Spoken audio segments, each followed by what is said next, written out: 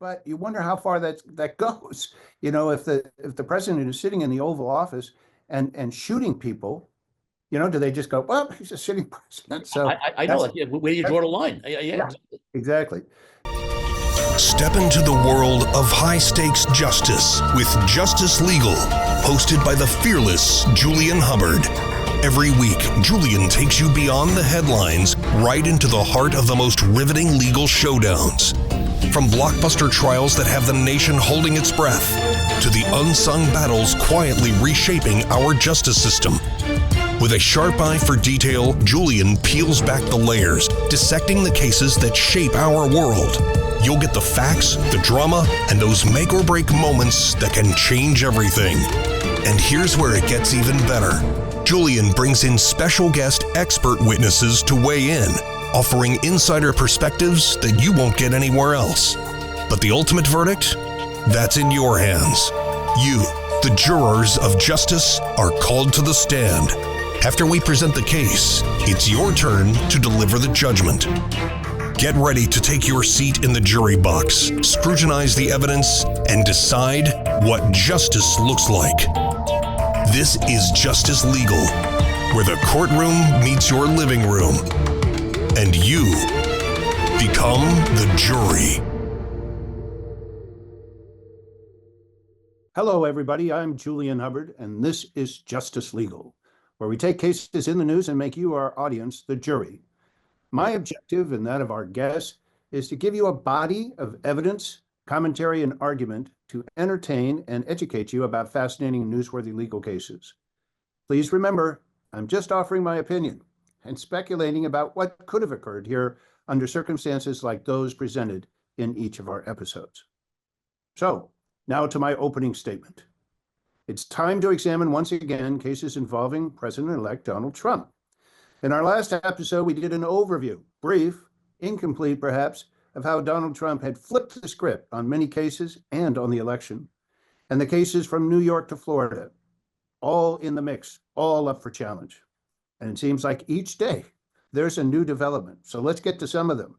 First, we have the Fulton County, Georgia case, where the district attorney who brought that case, Fani Willis, has now been disqualified by a court of appeals in Georgia from continuing to prosecute that case. The Court of Appeals is made up of 3 justices, 2 of, I think all 3 are Republicans, and they had 1 dissent, but the majority prevailed in stating that there was a significant appearance of impropriety that needed to be addressed. That reflected the decision of the trial court judge in Georgia, but they took it 1 step further. The trial court judge made the same pronouncement, but he just indicated that perhaps everything could be set right if the prosecutor that Willis was having a romantic relationship with was removed from the case. And remember, that prosecutor earned something like $650,000 for his work on behalf of the public. That's quite a good payday for him, but he's gone. And then they took it up on appeal, the Court of Appeals saying, no, Willis has to be removed from the case. So that's essentially a ship without a rudder at this point in time. And it's very doubtful, at least in my opinion, which I'll address a little bit further in my closing statement, it's very doubtful that case will continue. Secondly, let's take a look at the Washington, D.C. civil cases filed against Trump. Remember, these are civil cases, not criminal cases.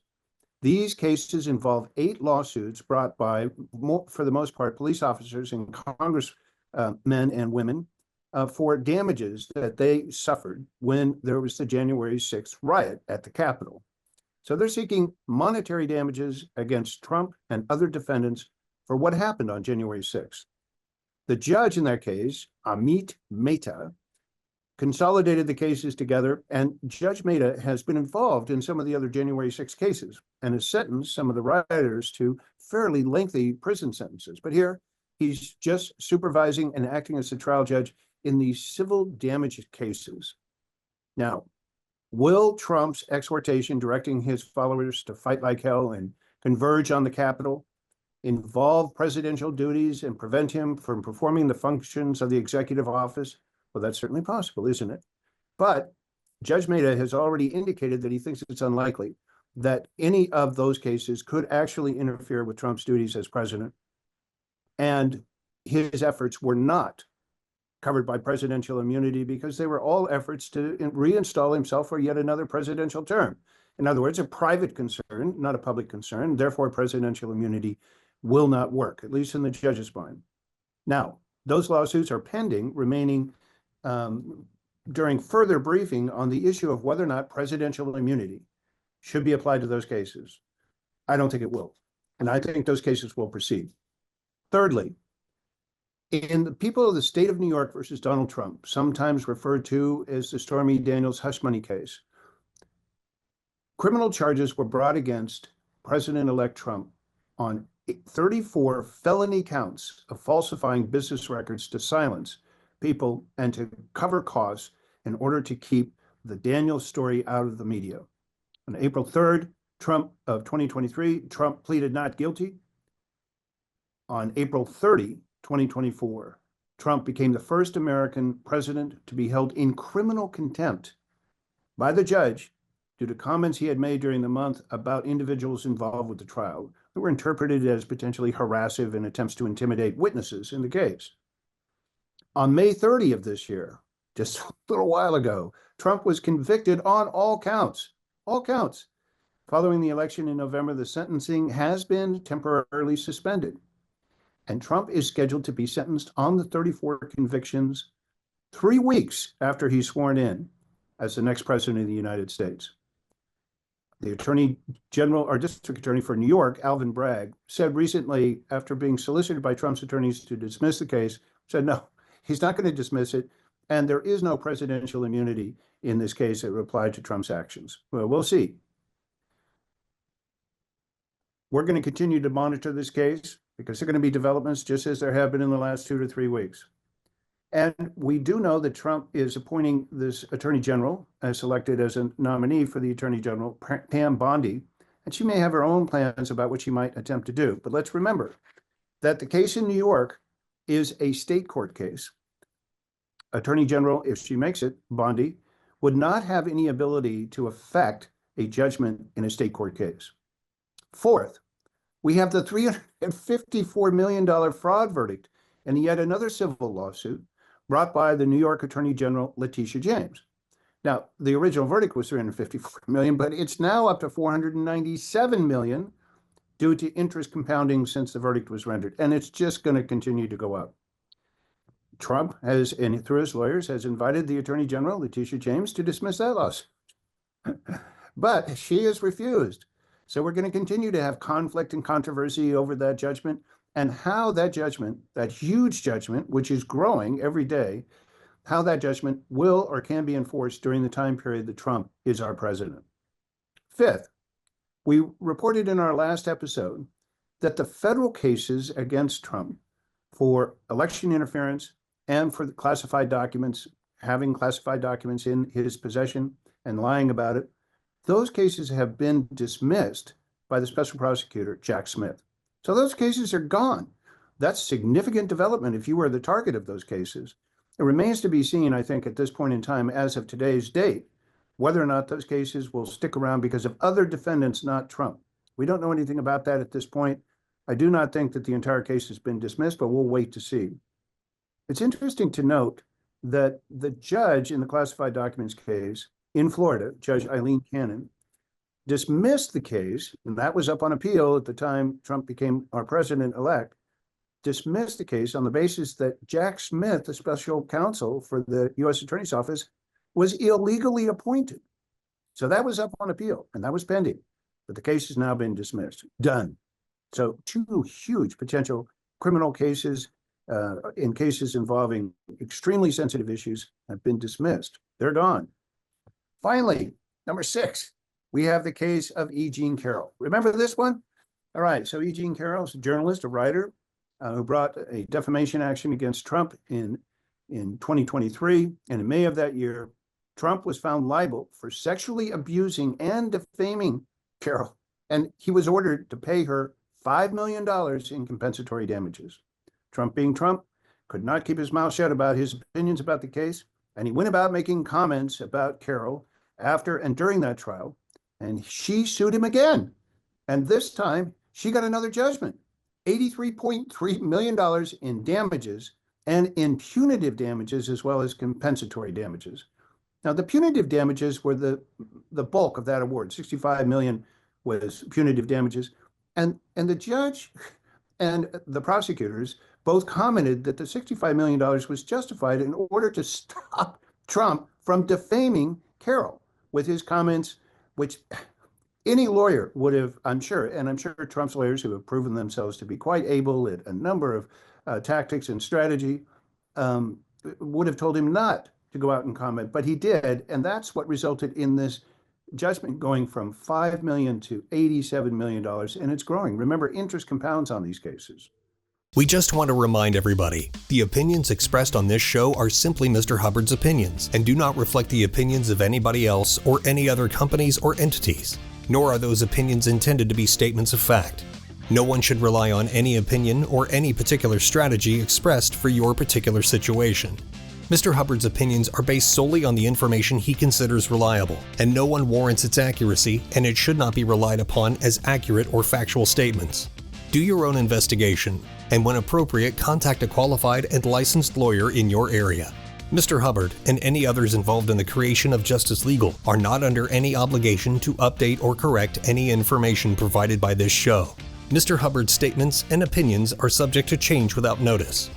Please show your support of the Justice Legal Show by hitting the subscribe button. And don't forget to hit the notification bell so you'll be alerted to all of the upcoming new show content. Okay, so that will conclude my opening statement. And at this point in time, if it pleases the court, I would like to call to the stand our expert witness for this case. As you know from our previous episodes, we're delighted to welcome once again an expert who is a master of human communication with an unrivaled understanding of the human mind, trauma, resilience, and healing. He is a master who knows how to open up the human psyche for the purpose of healing, but also manipulation and control. He is a highly regarded hypnotist and a master of comedy, working throughout our land, performing stage hypnosis, and as a comedian, gifted as he is in illuminating encounters with trance and uproarious laughter. I'm privileged once again to present Mr. Rich Guzzi. Rich? Julian, How are you doing? I'm very well. Thank you very much. Lots of so you really nailed every last piece of data here with all the cases.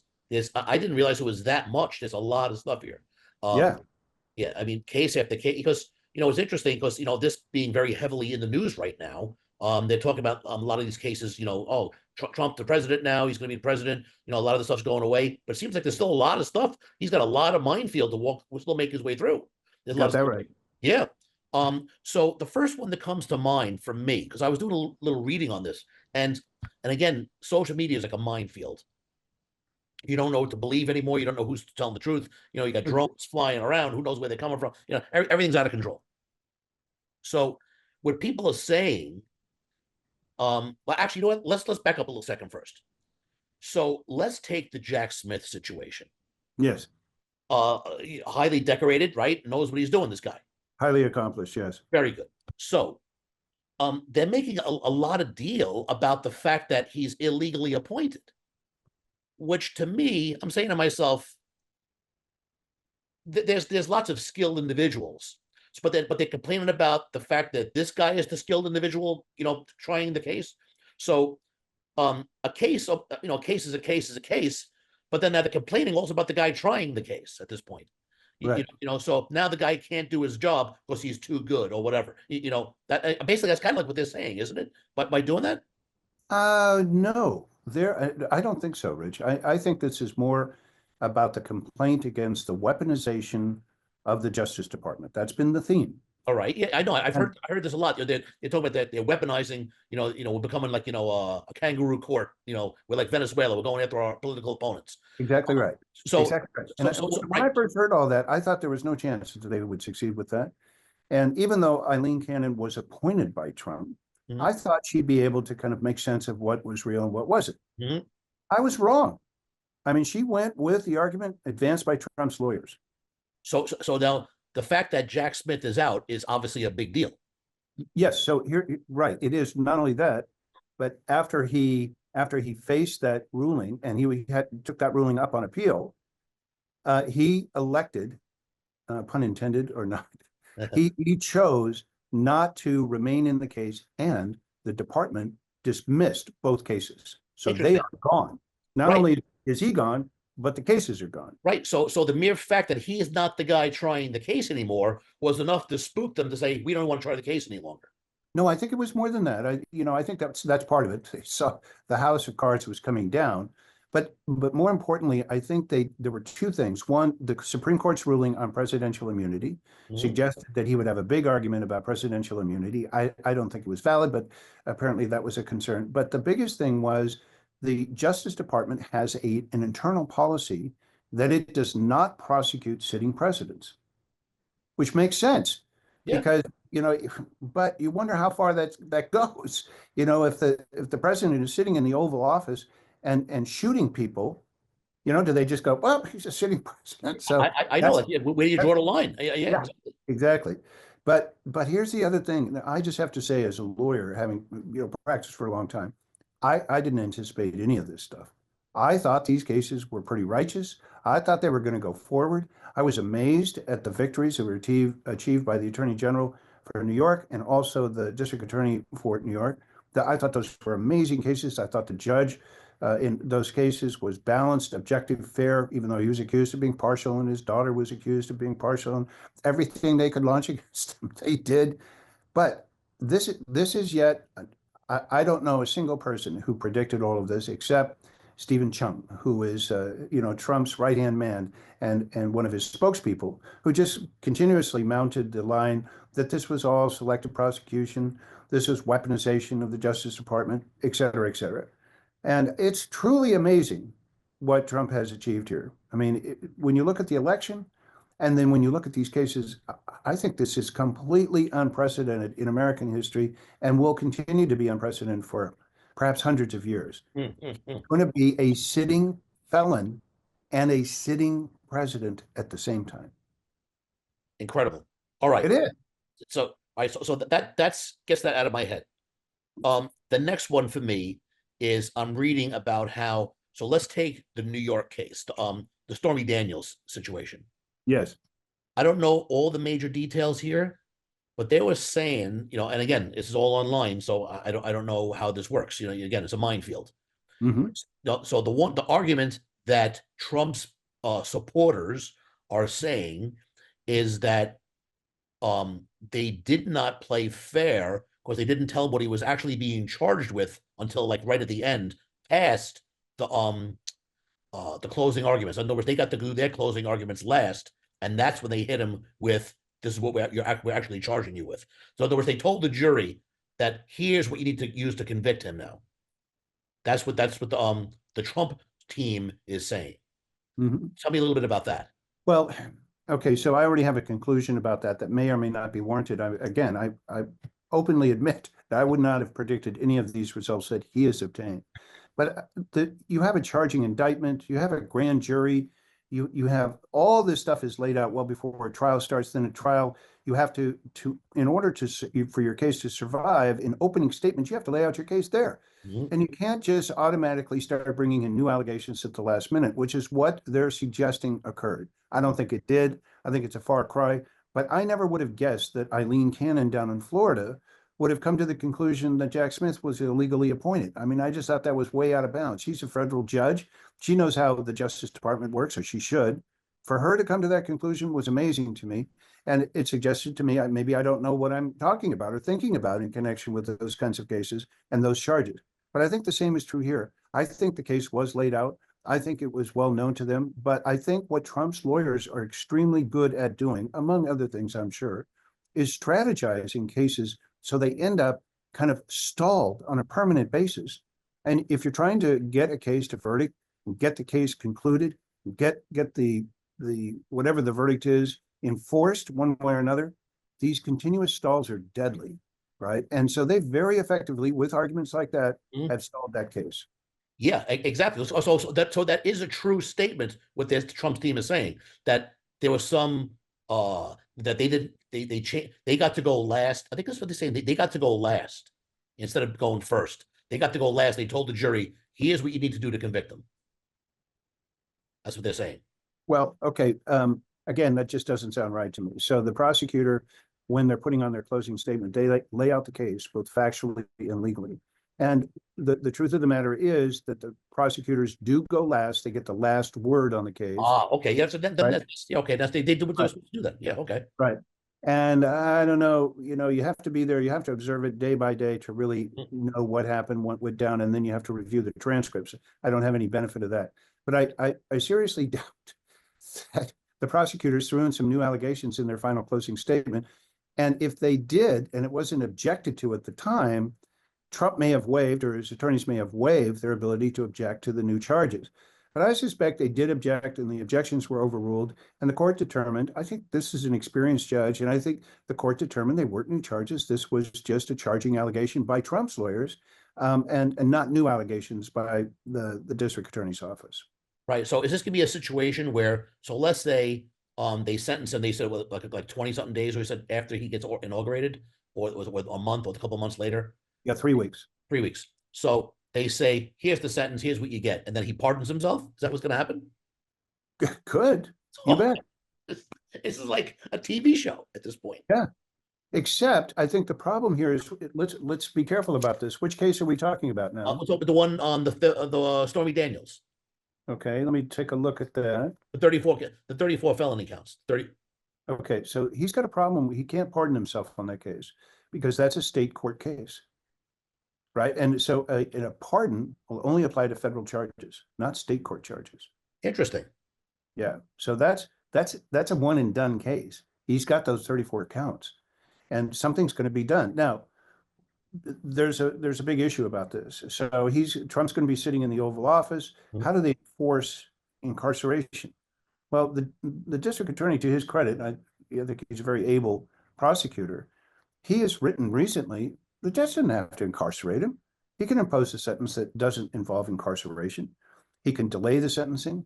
He can find some other alternative way to meet the standard of justice and to enforce something. It doesn't have to be jail. So there are other options available here. I get it. Is not going to be one of them, I don't think. But I don't know. You never know what this stuff is. It's all unprecedented to begin with, So, oh man, this is crazy. It's like better than television. This is better than any movie of the week series. Better than anything I've ever seen.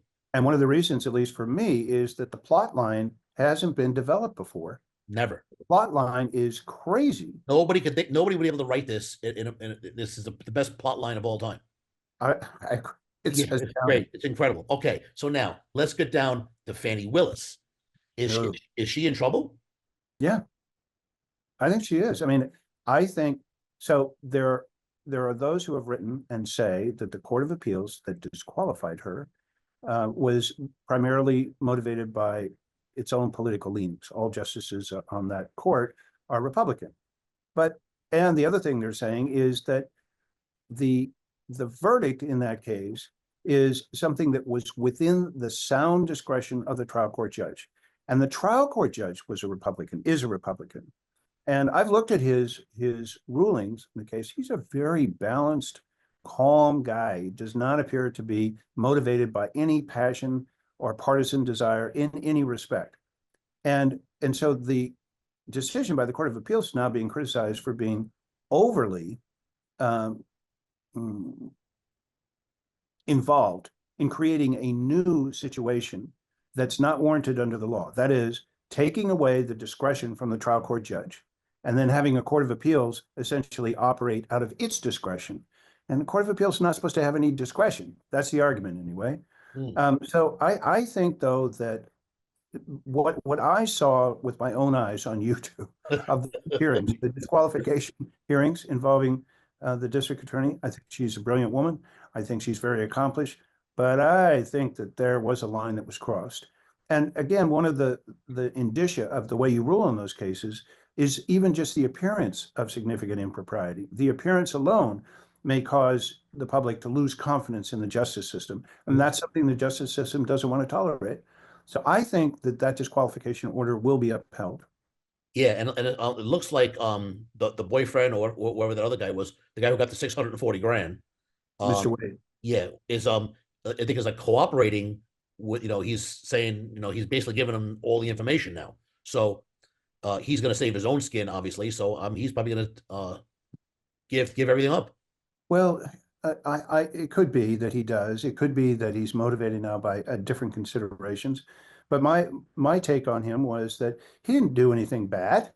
He didn't do anything wrong. He billed. He got paid for what he billed. He worked. He worked hard, according to the district attorney's office. So he didn't really do anything wrong. He didn't violate any rules from his standpoint. Maybe some personal ethics. I don't Yeah, know. right. Yeah, exactly. Yep. He's really not on the carpet. So would he be motivated? I think he would be motivated if he felt, after due consideration, that maybe something was afoul of the appearance of neutrality and objectivity. But I would doubt that. I don't think you'll see that. Interesting. All right. And the last one, and I totally understand where you're coming with this one. Trump loves to talk. He loves to double down. So he $5 million that he owes the girl for defaming her or whatever. And he went all in, and then now another suit. Now then the numbers are higher, and I guess they justified it because, like, how are we going to get this guy quiet? You have to hit him with a hard enough number. Like 5 million to him is like nothing. He throws away 5 million like it's nothing. So Right. you have to hit him with a harder number. Right. And he has massive wealth, according to him. Yeah. So the number has to fit the thing to get the job done, as you're saying. So what happens if he decides just not to pay that now? He just seems like he doesn't want. I'm not paying it. Well, it's interesting. I am reluctant, although I'm about to go to making some predictions in my closing statement. But if he doesn't, they can enforce it against any property. So they can sell property, they can obtain the property for their own use.